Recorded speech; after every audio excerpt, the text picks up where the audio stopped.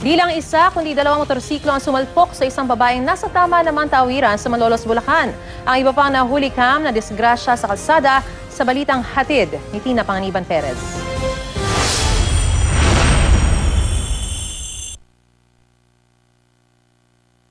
Nasa tamang tawiran ng babaeng ito, pero binaliwala ito ng ilang nakamotorsiklo.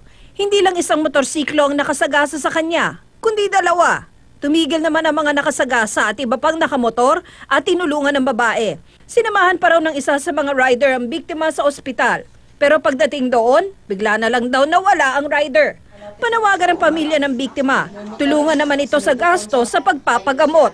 Halos isang linggo matapos ang aksidente, iniinda pa rin ng 19 na taong gulang na si Mary Grace Sampaga ang malaking sugat sa mukha at iba pang bahagi ng katawan. Sa Diyos ko na lang po lahat. Nakakapanood man sila. Sana makonsela sila ng loonan ko. Nalimitaw na sila. Ayon sa Malolos Police, may lead na sila kung paano matutunto ng isa sa dalawang rider. Inihahanda na ang isasampang reklamo. Motorsiklo rin ang nakadisgrasya sa mag-inang ito. Naglakad sa gilid ng kalsada ang dalawa para umiwas sa tricycle na nakahambalang sa sidewalk nang biglang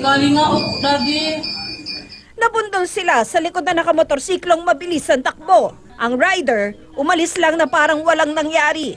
Ayon sa inang nabangga, natunto nila ang rider at nagkaharap na sila sa barangay. Nagbigay raw ang rider ng 4,500 pesos na kulang daw para sa pagpapagamot nilang mag-ina. Sa Novaliches, Quezon City, sa poldi ng motor ang tumatawid na pedestrian sa Quirino Highway. Hindi agad makatayo ang babae na napuruhan daw sa paa. Tinulungan naman siya ng naka-aksidenteng rider.